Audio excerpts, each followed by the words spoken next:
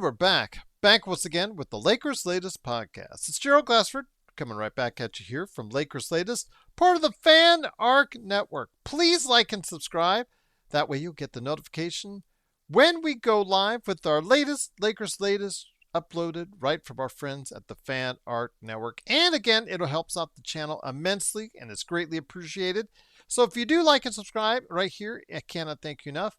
But if you also go ahead and help us out by liking the Fan Arc Network and subscribing to them because they have a ton of shows covering a ton of teams that cover the entire sports world. Go ahead and make sure you show the love as well to my friends at the Fan Arc Network as well. Almost deja vu when you could say what happened on Thursday, that happened on Tuesday. With the Lakers this time going into Phoenix, facing off against the Devin Bookerless, Dylan Brookless, Phoenix Suns. What would happen? Lakers get the early lead.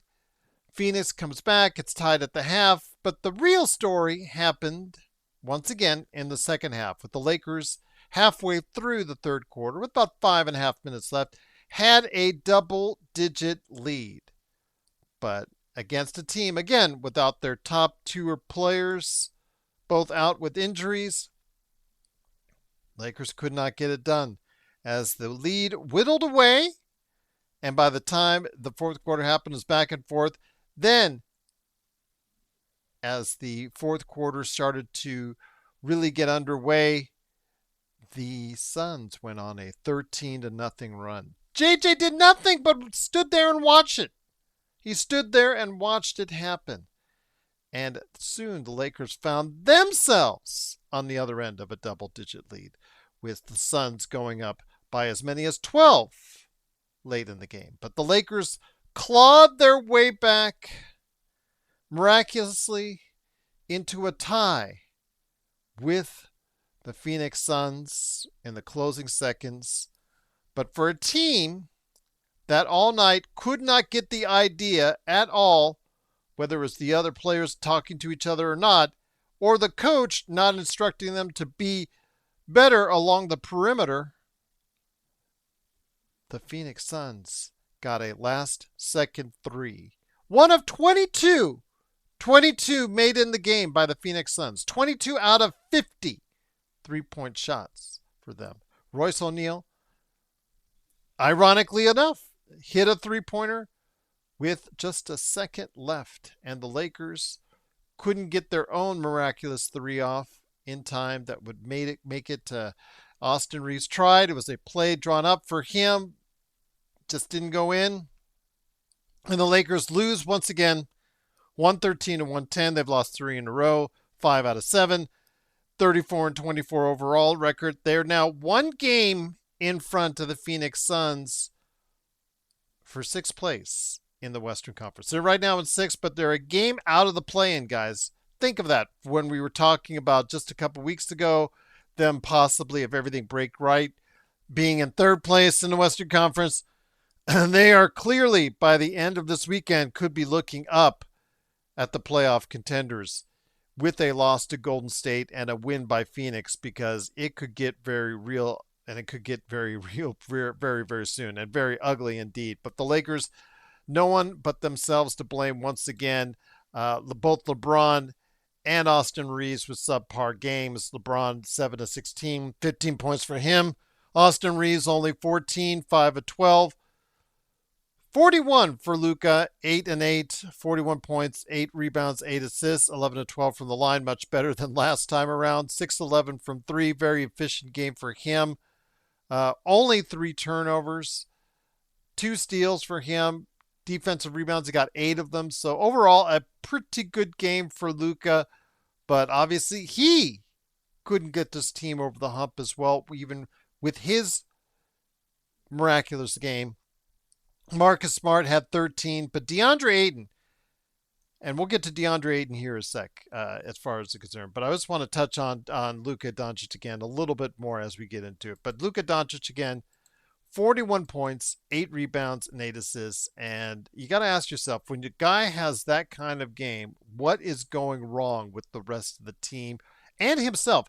is he making the right decisions? I mean, you can't get any more efficient. We talk about his efficiency at times just not being there a lot, quite a bit, and maybe deferring more often. Well, today he was shooting well and was scoring well from all over the place, from three, from inside, and it just still wasn't able to work itself out there on the court. He did okay on defense. Nothing, I guess, earth-shattering to say the least. But it was an effort that should have been rewarded with a victory, because when you get a game like that, whether it's Luka, Austin, or LeBron, or someone else scoring 41 points, 8 and 8, the rest of the team should be able to give you enough to get that victory, and it just wasn't enough for today for Luka and the Lakers. But DeAndre Ayton, I want to go ahead and touch on this because it's just something I want to go ahead and just really get off my chest when it comes out. Because the DeAndre Ayton experience, as we know,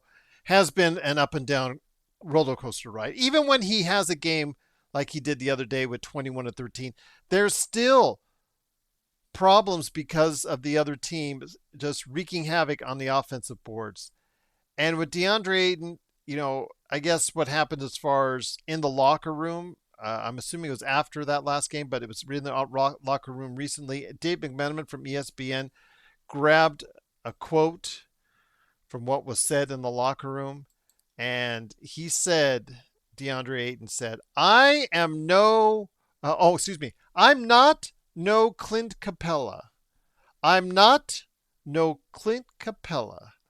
As he was talking to teammates in the locker room via Dave McMenamin of ESPN. So that's the quote. I'm not no Clint Capella. Well, Clint Capella responded. He said, you've got two of the best floor generals in the game, my dog. Lock in.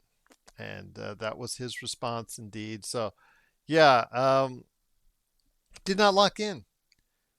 Did not lock in. Again, the up and down experience continues. And no, he's not being paid what he once was paid with Phoenix and Portland. I get it. I understand it. But a lot of you guys had expectations from him out there that you would hope to have gotten from the overall number one draft pick from years ago and the Luka draft per se. And it's just not there. It's just not consistent. And when you're blaming everyone else except for yourself, it's just not good. And it's not good at all. And this team really needs consistency from its big man rotation. And when it comes to DeAndre Ayton, they're just not getting it. Just not getting it right now. And it's very sad to see. But again, when you go out there and you talk about you being no Clint Capella, and you're not even getting Clint Capella like numbers, 23 minutes for him tonight. 2 points, 4 rebounds. Absolutely a disappointing performance from him. He needs to stop talking trash and start focus. Like I said, like Clint Capella said, lock in. And it's again, at this point, the DeAndre Ayton experience is not going in his favor, and nor is it going for Lakers fans' favor. But at least it's not a substantial 20, 30, 40, 50, 52.6 million or something like that as far as DeAndre Ayton. But still, I think at this point, a lot of Laker fans are starting to say, you know what? Please don't pick up that second year on that contract, DeAndre. Please, just don't pick that up. Just wanted to go ahead and mention real quick. Jared Vanderbilt, 6 minutes, 0 points, minus 15 for him. Just didn't work out for him tonight. And again, that's take it or leave it on Vando, but absolutely was ineffective tonight in that 6 minutes. Jake LaRavia, 28 minutes for him, 11 points.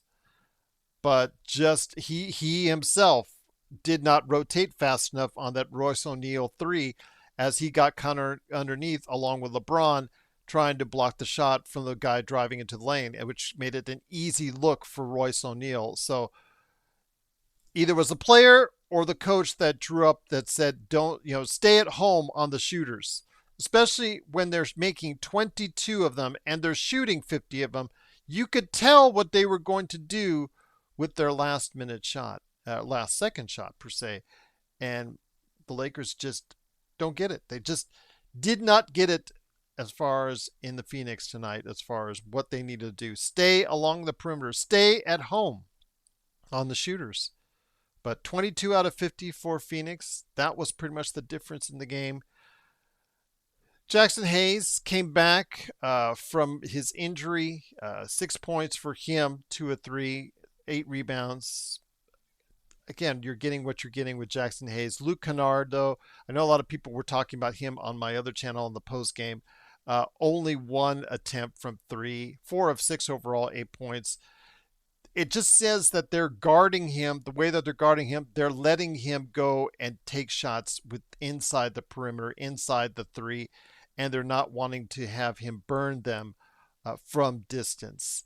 They've got to find better plays to free him up beyond the 3-point lane, like they did in Phoenix. Phoenix, they made every effort to get their guys open from 3, and the Lakers just fell right into it. When you have Colin Gillespie and Grayson Allen shoot 27 threes alone, they shot 27 threes and made 12 of them.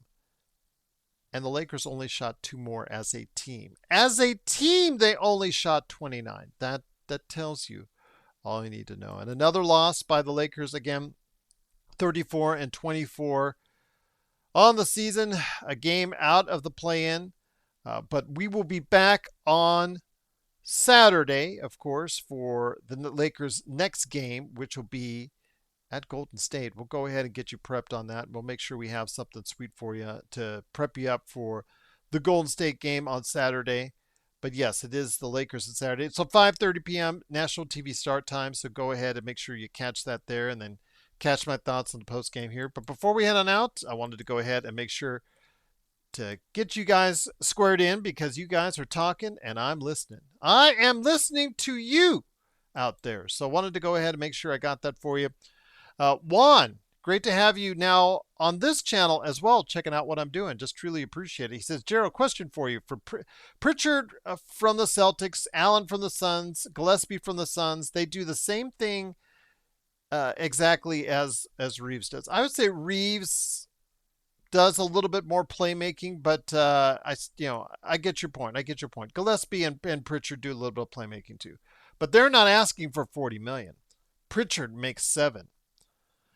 For now, Pritchard and Gillespie, the way they're at, they're going to get raises, rest assured. But will they be asking for 40? No, I don't believe they'll be asking for 40.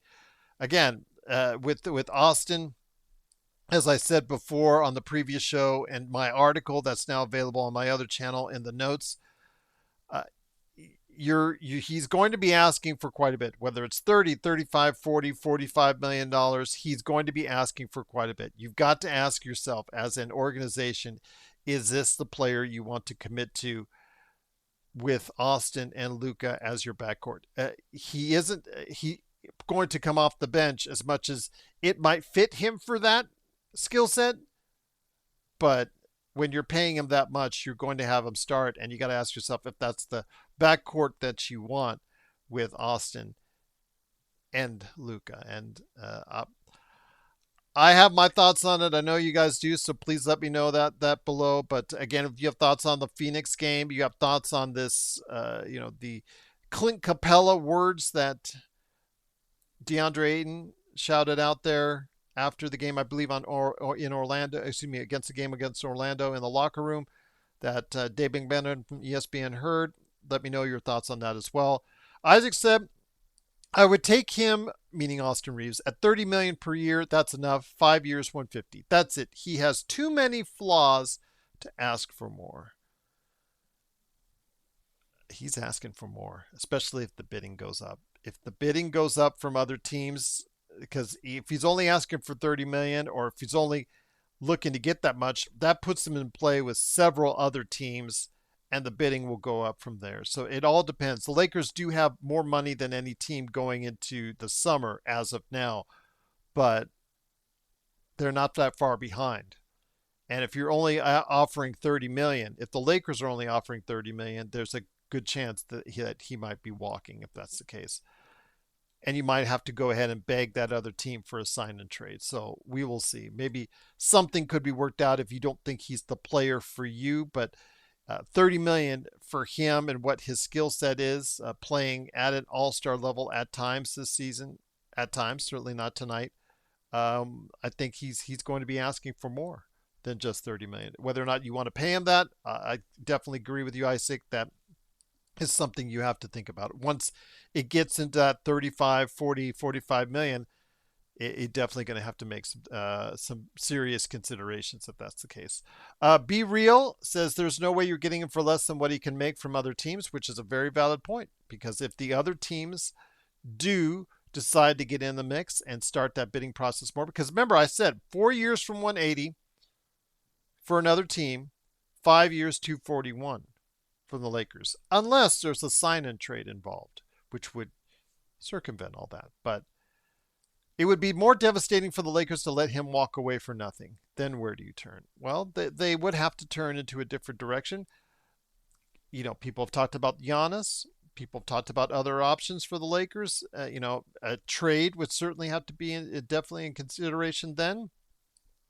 But if the Lakers have Austin, as Joe Soro on my other channel said, if Austin is being paid 40 to 45 million and is your number two player, is that going to get you where you want it to go? And you're really going to have to ask yourself that question. And if the answer is no, then there is that possibility that you might have to let him walk away. But I would say you would try to at least work out a sign and trade if that's the case.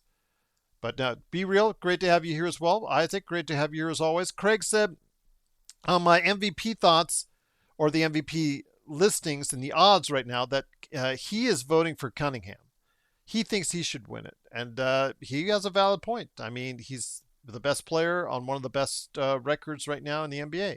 Jaylen Brown is second as far as MVP thoughts are concerned. I'm glad that they added Tony Bennett to an advisory as an advisor on the draft roll. It just shows, I think, Craig, that they're looking more into actually using that pick as opposed to trading it, unless the Giannis talks go into a direction that would favor that. And if Giannis said, I want to go to the Lakers, then you might have to consider trading. But adding him on looks like someone that they're going to go ahead and take that pick wherever it lands, like in the low teens, the high teens, low 20s.